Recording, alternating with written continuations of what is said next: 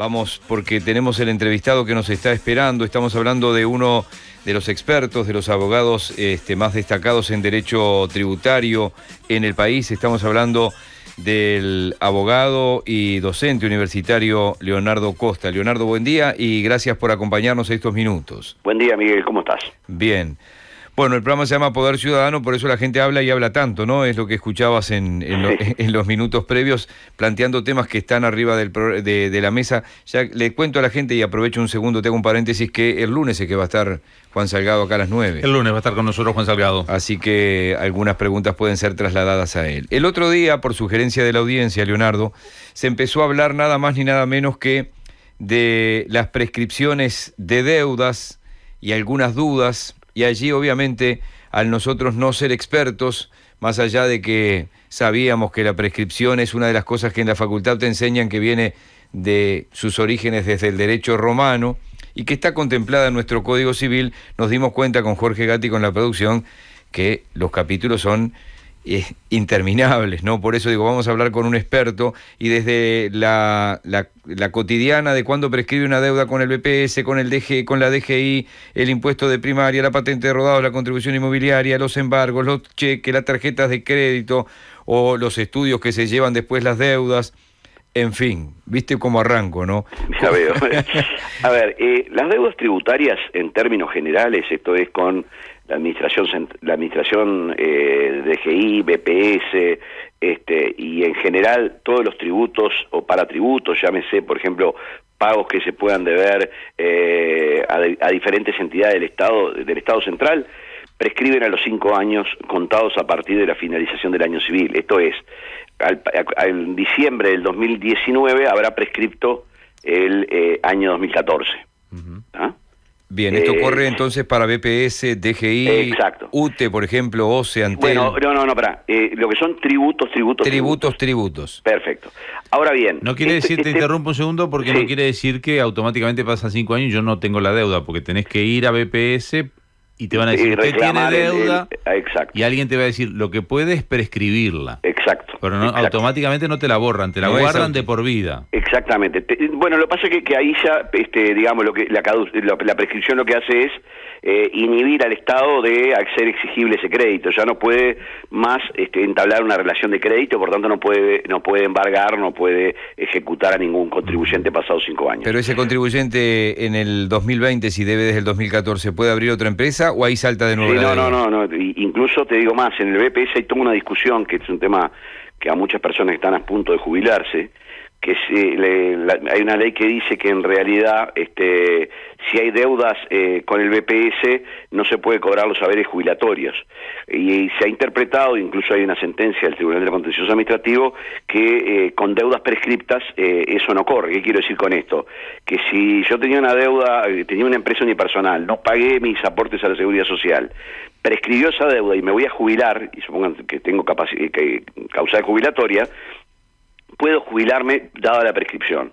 El BPS se ha resistido muchas veces a tener esa posición, y eso da lugar muchas veces a litigios con el Banco de Previsión Social. Te complemento esa pregunta, a ver, para que yo tengo una panadería y me voy y no pagué BPS ni mío ni de los empleados. Correcto. Y es en el año 2020, va a ser lo más fácil. Yo me tenía que jubilar en el 2020, van a decir, usted no se puede jubilar porque tiene deuda. En exacto. El 2025, prescribo la deuda. No, 2026.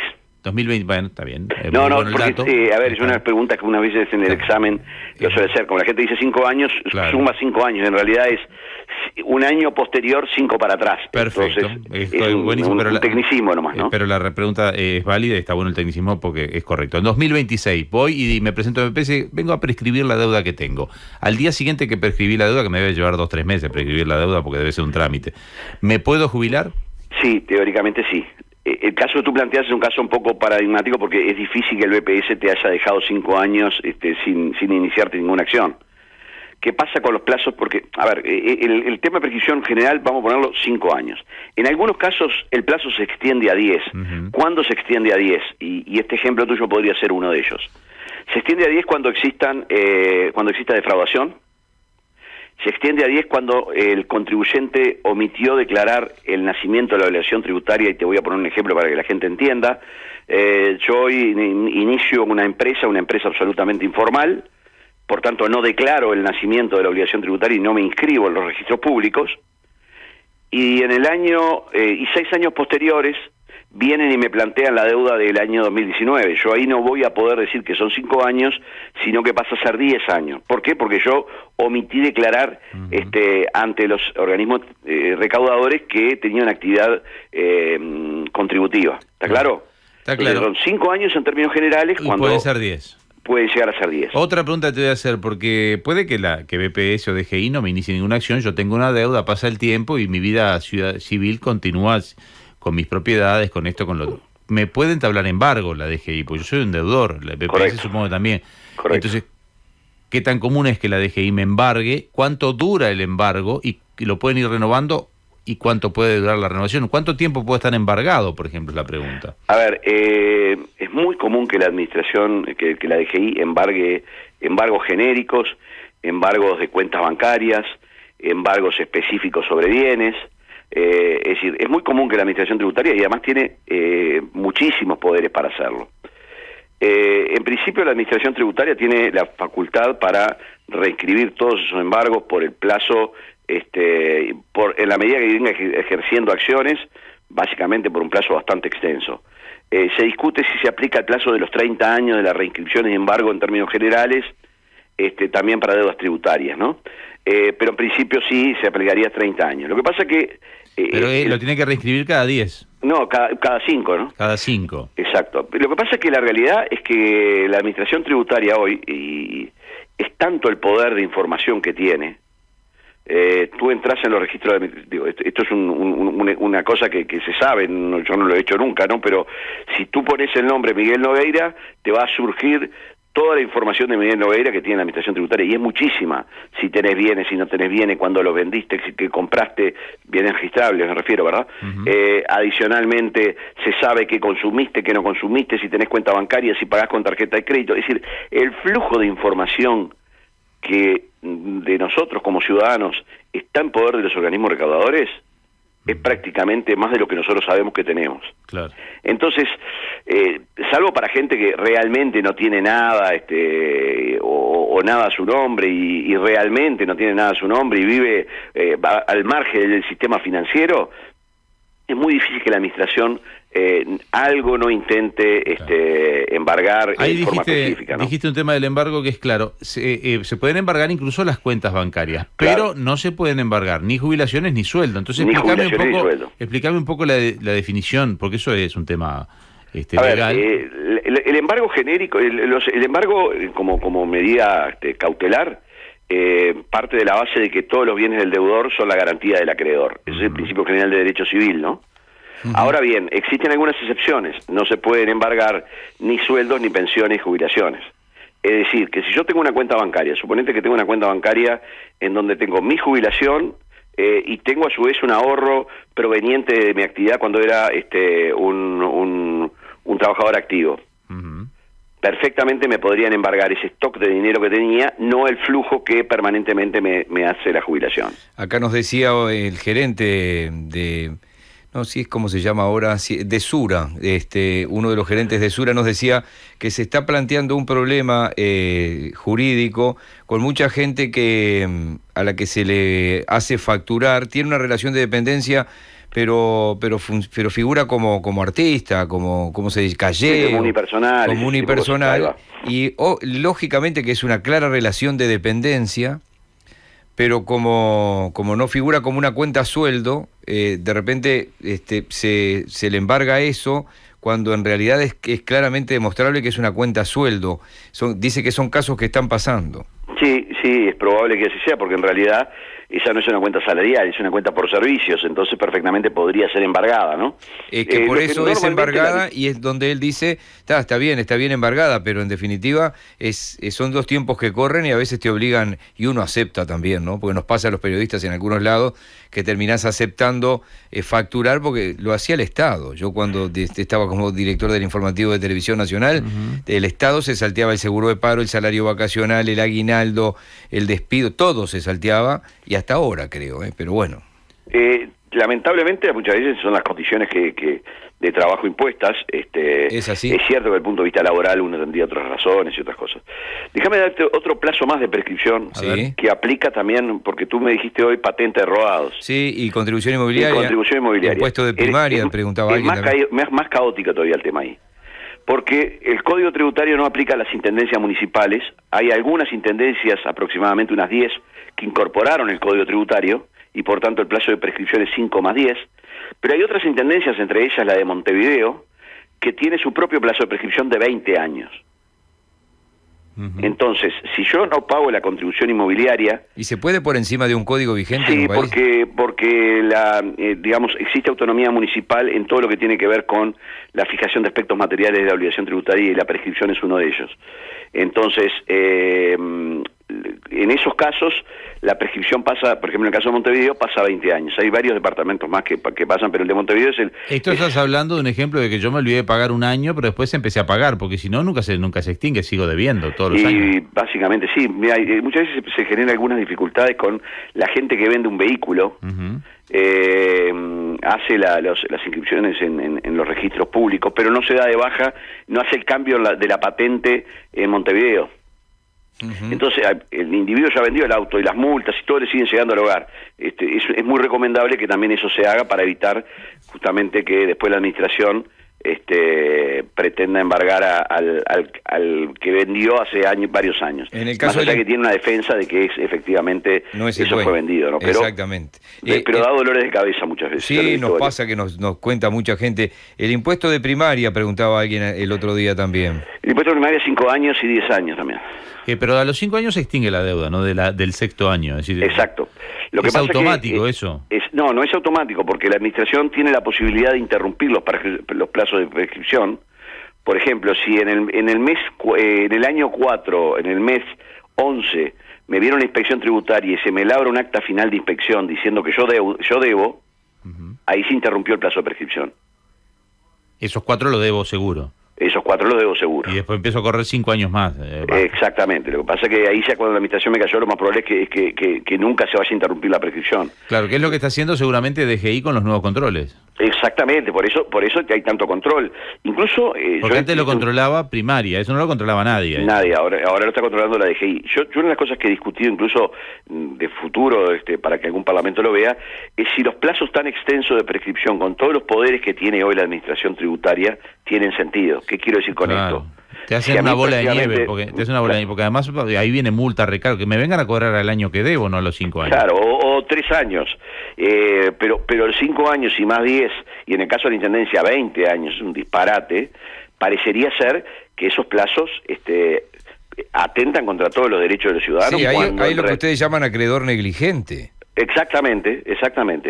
Cuando la omisión de un Estado que tiene toda la información en pasar 5 años o 20 años en el caso del municipio de Montevideo, parecería ser que eso tiene que tener un costo para la administración, porque si no, de lo contrario, el ciudadano que tiene muy pocos derechos y la administración tiene un tremendo poder frente a su propia inacción. ¿Cuál es la protección contra las multas, las moras, los recargos? Y te lo pregunto tanto en el ámbito público como privado, porque BPS es monstruoso, lo que te atrasás un día y eso creo que es un porcentaje. Lamentablemente no hay mucha defensa. Cada tanto, es más, en años en donde la inflación y el tipo de cambio se va muy alto, los recargos pueden ser, de cada peso que yo debo del año 2015, puedo deber otro peso de recargos. 100%. Entonces, eso fue todo un tema que se tiene que obviamente... Esa bola de nieve impagable es para matar a la gente socialmente, es decir, porque este año, por ejemplo, el año pasado, en las patentes de rodados se dieron cuenta que era una bola de nieve impagable y dijeron, vamos a poner un máximo, ese 4 y pico % que te cobran. Exacto. Y dice, la deuda no extingue nunca, pero te van a cobrar esto.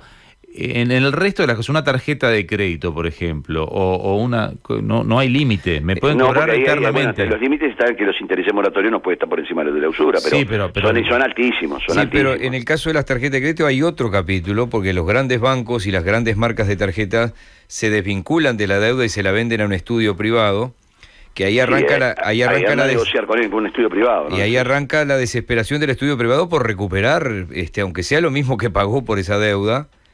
Y ahí hay otro camino que no es contigo, que es la presión y el miedo de empezar a llamar al acreedor y decirle, mire que le voy a ir a buscar hasta el lavarropa, No, uno ve historias realmente tremendas. Por eso el tema de educación financiera en la población es muy importante. Cada vez que yo tomo un crédito tengo que saber muy bien las consecuencias del no pago, y muchas veces, yo no digo que hay gente que muchas veces deja de pagar porque realmente se le complicó, perdió el trabajo, lo que sea, pero muchas veces la gente lo hace por consumismo. Cuando es así hay que tener mucha noción y conciencia de que esas deudas terminan siendo muchas veces impagables. Y financiar con la tarjeta de crédito muchas veces es un negocio únicamente para el acreedor, ¿no? En el caso del clearing de informes, que es una empresa privada desde su nacimiento hasta una multinacional que la tiene ahora. Yo no recuerdo, la verdad, que en las leyes se intentó varias veces irlo regulando esto, porque prescribía antes 5 asesinatos que una deuda de 300 pesos que se había hecho una bola de nieve. Bueno, eso forma parte de algo que en nuestra sociedad es un valor, que es que la propiedad vale más que muchas veces que otras cosas y otros valores, ¿no? Entonces el dinero vale más que de pronto, como tú bien decís, una lesión que prescribe antes. Pero bueno, es muy importante en eso saber que nuestra condición de deudor es una condición que nos hace muy débiles, y que cuanto antes podamos salir, si es que las circunstancias lo permiten, es mejor, ¿no? Pero el clearing en realidad puede ir por carriles separados de lo que es el embargo, es decir, puedo no estar embargado. Es otra sanción, digamos, por decirlo de una manera. Claro, y no tener disponibilidad de crédito, pero porque viste que a veces hay gente que va a comprar un auto y le dicen, mire, usted no computa para el auto porque está debiendo 3.000 pesos de una tarjeta que le quedó colgada. Y no te dan un crédito de un auto por 300 pesos, 500 pesos, 1.000 pesos. ¿Cuál es el criterio allí? Y lo que pasa es que ahí el criterio es un criterio del acreedor, que dice que pasado determinado plazo, por el monto que sea, si el deudor no ha satisfecho la deuda, una de las sanciones que puede hacer es justamente mandarlo al clearing, porque probablemente no me convenga iniciar un juicio ejecutivo por 3.000 pesos y hacer los embargos, porque los costos del juicio son mayores que lo que es el crédito. Entonces la sanción, si ustedes quieren, social o reputacional que hay sobre ese deudor, es mandarlo al clearing. Que en definitiva es un tema que se ha discutido muchísimo, de la vigencia o no, y de la de cómo interfiere eso con los derechos individuales, pero hasta ahora se ha ido regulando, y sobre todo se ha ido regulando la salida del clearing, que es tan importante como las condiciones de entrada, ¿no? Sí, ahí hay otro tema, pero que no es para ti, que es el banco de datos y la información de un privado. Es decir, así como el Estado tiene toda esa información, también hay bancos privados que van recogiendo muchísima información. Pero no quiero, la última de mi parte, vos sos autor y coautor y miembro informante de múltiples proyectos de leyes tributarias y de otro ámbito, y me quedé preocupado cuando dijiste esto sería importante que el legislador en algún momento lo tome. ¿Cuánta cosa hay para hacer con respecto a las leyes tributarias que el Parlamento tiene pendiente, que ni siquiera están arriba de la mesa? Muchísimas, porque ha habido un desbalance de poderes en favor del Estado y en contra del ciudadano enorme en los últimos años, que proviene no solo de cambios a favor del crédito tributario, o sea, a favor del Estado, sino que también proviene de información que el Estado crecientemente ha tenido, que ha desbalanceado esa relación entre acreedor y deudor. Fíjate, solo la ley de inclusión financiera, lo que ha sido desde el punto de vista de muchas cosas positivas, pero también el flujo de información y de poder que le ha dado a la administración por el ciudadano, porque en algunos aspectos la ley de inclusión financiera es una ley de inclusión fiscal. O sea, te obliga a que todas tus cuentas, todos tus pagos pasen por la administración, por el sistema financiero, dándole poder al sistema financiero por un lado y también al acreedor tributario, ¿no? Entonces, yo creo que en una agenda de derechos que están tan de moda, y está bien que así sea, a veces no se incluye en la agenda de derechos del ciudadano como deudor, del ciudadano como individuo frente al poder casi omnipresente del Estado. Yo vengo hace tiempo procurando flexibilizar algunas de las herramientas, que mejor dicho, darle más herramientas al deudor tributario por encima del acreedor, pero he triunfado con total, mi éxito ha sido total, he perdido en siempre, cuanto al fracaso, ha sido un éxito total de fracaso. Mi mejor éxito. ¿Por qué? Y porque también es cierto que cuando el Ministerio de Economía, cualquiera sea que esté arriba del Ministerio de Economía, y el director del GI, dice, no me saques poderes, porque en definitiva es la caja de todos. ¿Por qué te quiero hacer una pregunta? ¿Cuál es el criterio jurídico por el cual se me queja mucha gente cuando uno habla? Es La plata que yo le debo al Estado siempre tiene intereses, multa y recargo, y la que me debe el Estado me la da, me la jinetea. Es decir, gente que me dice, a mí me hace una retención de FONASA brutal y si me atraso un mes en el IVA, cuando voy a pagar, o tuve un error en el pago del IVA, cuando voy a pagar el IVA resulta que tuve que pagar atraso, multa, morema. Y a mí me devuelven plata un año después que ellos la tuvieron. En valores históricos. Y me la... En valores históricos. En valores históricos. Entonces la pregunta es, ¿por qué el Estado tomó la decisión de que cuando tiene plata tuya retenida y vos le debes plata no compensa? Y bueno, ¿Es una viveza del Estado? Es parte de ese poder enorme que tiene el Estado, ¿no? Pero fíjate una cosa peor todavía, porque las retenciones de FONASA están por ley que son así. Mirá este caso. A ver. Yo le gané al Estado un juicio, o sea, y le pagué a la DGI y fui a juicio igual para decir que yo no debía. ¿Ah? Sí. X años después el Tribunal de Contencioso Administrativo me dice, el contribuyente tiene razón. Entonces voy a pedirle que me devuelva a la DGI la plata que se le adelantó en el año X cuando se inició el juicio. ¿Cómo te la devuelven? Te la devuelven con certificado de crédito. Es decir... Que son aplicables si yo tengo que pagar. A cuenta de lo que debas. Pagar. En el caso del BPS hay una sentencia del año pasado que un contribuyente dijo, no, yo no quiero certificado de crédito, quiero que me devuelvan el dinero que pagué con la actualización de la 14.500, es decir, el 6% más intereses legales, ¿no? Y lo ganó, es decir, le obligó al Banco de Previsión Social a pagar en dinero constante y actualizado. O sea, eso de a poco los jueces lo están cambiando, pero es un lugar, es un caso tremendo, porque como bien tú decís, si yo tengo que pagar la deuda, tengo que pagar con multas y recargos, porque los recargos muchas veces son casi lo mismo que el impuesto de adeudado. Ahora, cuando me lo van a devolver, me lo devuelven en los pesos del año 2014 y todavía en certificado de crédito.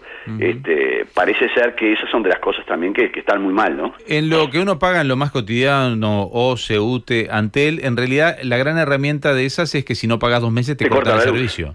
Claro, pero eso ahí no es un tributo, ahí eso funciona básicamente como un servicio contratado, como si fuera un precio privado. Pero, más allá pero la deuda me persigue, ¿no? Pero la deuda me persigue como si fuera, no me pueden embargar por eso. Y sí, puede perfectamente embargarte, ¿por qué no? Pero no es rutina que UTE te embargue. No, supongo que puede hacerlo. A ver, con deudas muy grandes creo que lo ha hecho, ¿eh? Porque 2 meses, pero siempre a los 2 meses te corta. Sí, correcto. Por lo cual la deuda de 2 meses, eso es lo que vos reclamabas del Estado, que fuera más rápido a la hora de, con la información que tiene, claro, sea más rápido en sancionarme. Por lo menos la UTE yo sé que mi máxima deuda va a ser de 2 meses. Y la otra que te la preguntó lateralmente Miguel, pero yo me fundo con un negocio. Sí. Pero tengo que poner otro negocio. Entonces, en su momento cerré, me fui a trabajar, qué sé yo, y tengo que abrir otro negocio. Sí. Cuando abro el otro negocio, ¿ya tengo que pagar toda mi deuda? ¿O en Uruguay algún día habrá esto de déjeme trabajar y después le hago un acuerdo y voy pagando? ¿O no, cómo funciona eso? Y esto también hay que ser muy justo. La administración tributaria es muy flexible para hacer acuerdos en cuanto a financiación de 36, renovable por otros 36 cuotas más, etcétera, sí. ¿no? ¿Por qué? Porque en definitiva cuando usted es el director de recaudación lo que le interesa es recaudar. O sea que en general se permite convenio. Lo que pasa es que el problema no es la forma del convenio, es el monto de los recargos que muchas veces hacen impagables las deudas. ¿Y a ¿no? quién se le ocurrió? Porque esto es el Estado, ¿a quién se le ocurrió que yo tengo un convenio con la DGI de 36 cuotas? Pagué 34 cuotas, me quedo sin trabajo, no puedo pagar la 35 y la 36 y tengo que arrancar a pagar de cero de vuelta. No, tengo que pagar las 2 cuotas. Hubo un momento que caía el convenio. Pero no es que cae el convenio. No, cae el convenio, pero cae el convenio con las cuotas que debes, no con lo que pagaste. Lo que pagaste está pago. ¿Eso está pago? Sí, claro, por supuesto. Ah, porque a mí la otra vez me dijeron que si dejabas de pagar... Se dice cae el convenio, pasa lo siguiente. Es muy común que la gente, por ejemplo, pasa una situación así, pagó 30 cuotas y le faltan las 6 restantes, que son cuotas muy grandes, y ahí se cae el convenio y me embargan. Pero me embargan por el saldo del convenio no pagado. Lo que está pago, está pago. Empiezo de vuelta, me calculan las... ¿Y qué pasa con todos los intereses que yo fui? Porque yo estoy pagando interés y amortización. Claro, lo que pasa es que en general, cuando la administración tributaria, lo primero que pago es capital. Entonces, cuando yo pague capital, voy congelando los intereses. Es una disposición del Código Tributario que es muy favorable al deudor, ¿no? En BPS a veces también te decían, bueno, por lo menos es un acuerdo de pagar la primera cuota porque congelás la deuda. ¿Qué era eso que te decían? Claro, porque justamente, lo primero, yo debo 30 pesos de la DGI con multas y recargos, los primeros que pagué se imputan a capital, con lo cual no se vuelven a generar intereses sobre intereses. Ujú. El interés queda congelado. Supone una cosa que es una estrategia que muchas veces los contribuyentes también hacen. Yo no estoy de acuerdo con la determinación que me hizo el fisco, y quiero discutirla, ¿está? Entonces muchas veces lo que uno le recomienda al contribuyente es pagar el capital y no pagues ni multa ni intereses. Si ganás, vas a pedir la devolución. Porque las multas e intereses, como eran sobre el capital, si yo quedé debiendo 100 pesos, 100 pesos hoy, 100 pesos el año que viene y 100 pesos dentro de 3 años. Exacto. Esa es una estrategia bastante común. Y si de última perdés, lo único que debes es el interés congelado. No seguiste con esa generación tras generación que es capital más intereses, ¿no? Bien. Es una buena disposición que tiene el Código Tributario favorable al deudor. Bueno, hemos asistido a una clase gratis. Por eso yo cuando tú decías la disquisición de OCE, UTE y Antel, que no son tributos, sino que son tarifas, yo no soy usuario de UTE ni de la mutualista, yo soy cliente. Claro. Cliente. Yo Claro. en la jerga del área de defensa del consumidor o de los derechos de los consumidores, yo no soy usuario. Uso porque pago. Y Leonardo, disculpa que abuse de vos, pero me quedó otra pregunta que tiene que ver con DGI. ¿Ha mejorado el trato de los inspectores de DGI? Y te hago las dos preguntas, porque originalmente se decía, cuando te cae DGI, algo te va a cobrar, algo te va a encontrar. Y la otra es, te pueden reclamar hasta 15 veces, porque ellos especulan hasta 15 veces la deuda que tenés. ¿Eso sigue vigente? A ver, dos cosas. Ha mejorado muchísimo el trato de la DGI, por muchas razones. Primero, que hay gente joven, muy profesional. Segundo, que hay auditoría interna dentro de la DGI y han habido denuncias de contribuyentes que se sintieron maltratados, y esta auditoría interna es un muy buen auditor que hay en la DGI, investiga, y han habido sanciones a inspectores que pudieran haber incurrido en ciertas conductas que no corresponden. Lo otro, cuando tú decís 15 veces es la multa por defraudación. Cuando la DGI, yo el caso máximo que conozco de multa por defraudación fueron 6 veces, en un caso que tuve por allá por el 2013-2014 y por suerte se pudo ganar. Pero 6 veces. Es muy difícil que la DGI, yo no conozco ningún caso, para serte sincero, que haya llegado a 15 veces. Claro, la ley dice hasta 15 veces. Hasta 15 veces. Lo que pasa es que también es cierto que el Tribunal de Contencioso Administrativo dijo que eso tiene que ser gradual, que tiene que ser justificado, y en realidad la DGI, por ejemplo, los procedimientos de facturas apócrifas que está haciendo, está aplicando hasta 3 veces la multa por defraudación. Lo que pasa es que hablé hace un tiempo con alguien que tiene un restaurante y le habían caído la DGI, y me decía, me calcularon los refrescos que yo vendía y acorde a los refrescos me dijeron que yo vendía más platos de los que vendía. Bueno, eso es bastante común. Entonces me dice, pero yo soy un lugar de bastante paso. No sé si me estaba mintiendo o era real, porque no es un amigo. Es una persona que salió un día al tema porque escuchaba el programa y habíamos hablado de estos temas y me dijo, le paso una anécdota para que sepa. Yo no sé si me estaba mintiendo. Entonces me dice, y además sobre lo que dijeron que debía, me calcularon que yo vendía 100 platos por día. Y yo no vendo 100 platos por día. Y además, sobre los 100 platos por día, me calcularon un porcentaje arriba porque era lo que ellos creían que yo había defraudado y me amenazaron con que era hasta 15 veces. Sí, o sea, en teoría, si le dijeron es hasta 15 veces, verdad. Nunca, te reitero, conozco un caso que se ha llegado a 6. Claro. Lo que pasa es que lo que le pasó a ese contribuyente que te contaba, es bastante común que la administración, cuando los datos de la contabilidad del contribuyente no son claros, no se sabe si realmente es todo lo declarado, ¿tá? Que se haga una estimación en base a presunciones. Por ejemplo, basados en número de mesas, por ejemplo, basado en cantidad de kilowatts consumidos, etcétera, etcétera. Y la administración, y es un tema que hubo un caso muy famoso que fue el del Emporio de la Pizza, no lo digo por chivo, sino porque se llama así desde el punto de vista de la jurisprudencia. En ese caso, la administración le había calculado la cantidad de kilos de harina que daba X número de pizza, y finalmente el Tribunal de Contencioso Administrativo anuló la actuación de la administración, diciendo que las presunciones no se habían podido demostrar efectivamente. Es bastante discutible todo el manejo de presunciones y generalmente es una de las hipótesis que cuando no están bien hechas por parte de la administración se suelen ganar en el Tribunal de Contencioso Administrativo. En términos generales estoy hablando, ¿no? Muy bien. Doctor Leonardo Costa, muchísimas gracias por hoy. Que tengas un buen fin de semana. Igualmente para ustedes. Un abrazo. Poder Ciudadano Radio. Periodismo responsable y riguroso.